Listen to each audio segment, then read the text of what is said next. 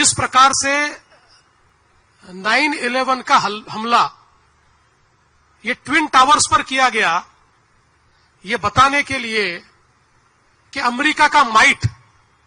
The might of America was in the twin towers, और इसीलिए twin tower पर हमला करके एक प्रकार से अमेरिका के सार्वभौमता को उसके ऊपर एक चुनौती दी गई। उसी प्रकार से ताज या ट्राइडेंट ये केवल होटल नहीं थे, यहां पर इंटरनेशनल कम्युनिटी रहती थी, यहां पर काउंसिलेट्स के लोग रहते थे, और मुंबई जो भारत की आर्थिक राजधानी है, उस आर्थिक राजधानी को चुनौती देने के लिए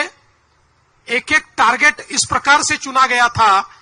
कि जिससे दुनिया को यह बताया जाए कि हां, हमने भारत पर हमला किया है।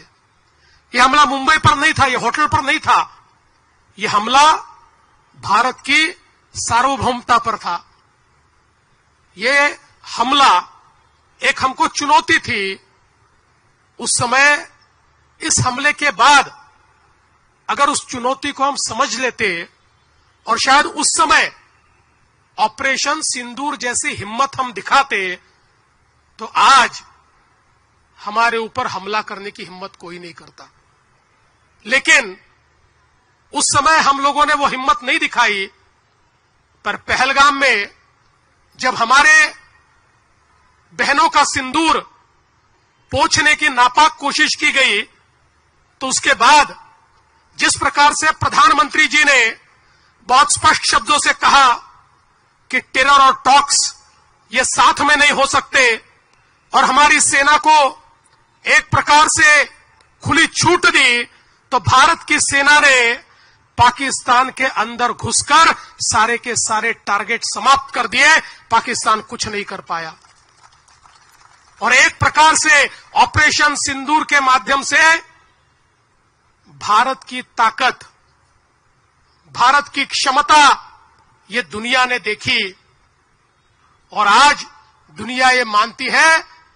कि भारत एक बदला हुआ देश है, भारत एक मजबूत देश है। लेकिन ये लड़ाई समाप्त नहीं हुई, क्योंकि अब पाकिस्तान जैसा देश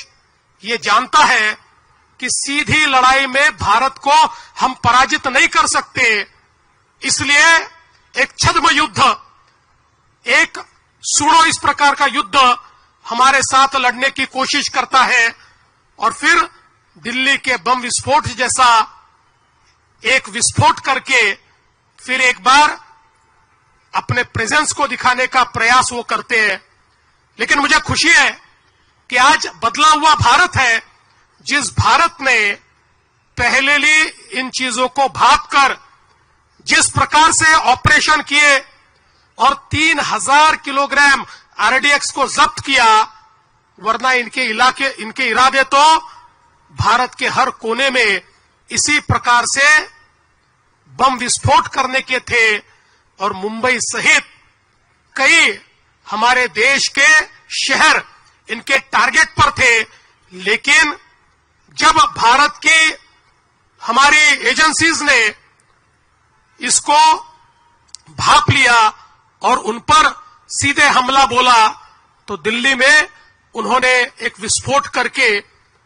अपने प्रेजेंस को दिखाया। और इसीलिए हम ये कहना चाहते हैं कि खतरा लगातार जारी है, क्योंकि अब पाकिस्तान जानता है हमसे लड़ नहीं सकता, तो इस प्रकार से कोई ना कोई घटना करके और पूरे विश्व में अपने प्रेजेंस को दिखाने का काम और भारत के खिलाफ इस प्रकार से साजिश करने का काम वो करते रहेंगे। और इसीलिए मैं कहना चाहता हूं, हम सभी को अलर्ट होना पड़ेगा, सजग होना पड़ेगा। सभी को देश के आंख के रूप में, देश के कान के रूप में काम करना होगा, और देश की जबान में हमको बोलना पड़ेगा। उसी इरादे से आज का एक कार्यक्रम यहां पर आयोजित हुआ है। मुझे बहुत खुशी है कि सदानंद दाते जी जो आज एनआईए के चीफ है, आज उनका यहां पर सत्कार होने वाला है। इन जाबाज हमारे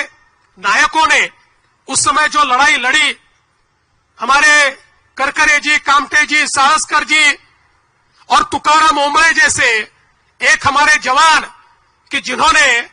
अपने शरीर में तो गोलियां खा ली लेकिन कसाब को छोड़ा नहीं, उस कसाब को फांसी तक ले जाने का काम करने वाले तुकाराम ओंबळे, ऐसे कई लोग, मेजर उन्नी कृष्णन, एपीआई मोरे, ऐसे कई शहीद, और उन शहीदों के साथ हमारे लड़ने वाले सारे लोग, और उसी में से एक लड़ने वाले हमारे सदानंद दाते जी, जिन्होंने मैडम कामा हॉस्पिटल में जिस समय ग्रेनेड फेंका गया और ग्रेनेड से वो जख्मी हुए, फिर भी पीछे हटे नहीं, जब तक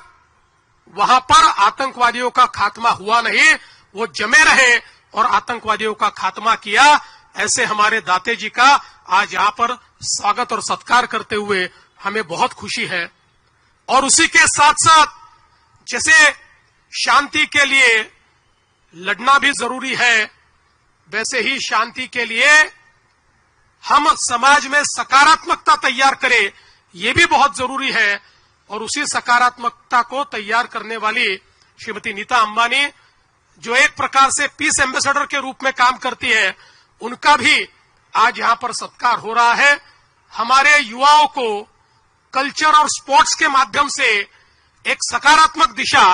उन्होंने दी है, इसलिए उनका भी सत्कार, ये मैं ऐसा मानता हूं, एक बहुत सकारात्मक इस प्रकार की पहल है। मैं आज फिर एक बार हमारे सारे जवानों को, हमारे सारे पुलिस अधिकारियों को जिन्होंने शहादत दी है, ऐसे सभी शहीदों को नमन करता हूं और आप सभी लोगों से इतनी प्रार्थना करता हूं कि आज के कार्यक्रम से हमारा देशभक्ति का जज्बा और मजबूत होना चाहिए। कोई दीवार हमें अलग नहीं कर सकती, हम एक है तो हम सेफ हैं। इस वाक्य के साथ हम लोगों को आगे बढ़ना पड़ेगा, क्योंकि क्या कभी किसने सुना है सूर्य छिपता तिमिर भय से, क्या कभी सरिता रुकी है बांध से बन पर्वतों से, जो न रुकते मार्ग चलते चीर कर सब कंटकों को, वर्ण करती कीर्ति उनका छोड़ कर सब असुर दल को, ध्येय मंदिर के पथिक को कंटकों का ही सहारा, राष्ट्रभक्ति ले हृदय में हो खड़ा यदि देश सारा, संकटों पर मात कर यहाँ राष्ट्र विजयी हो हमारा। इस विजय की संकल्पना के साथ हम लोग अपने अपने घर जाए, यही निवेदन करता हूं। फिर एक बार दिव्यज का बहुत बहुत अभिनंदन करता हूं और अपने शब्दों को विराम देता हूं। जय हिंद, जय महाराष्ट्र, भारत माता की जय।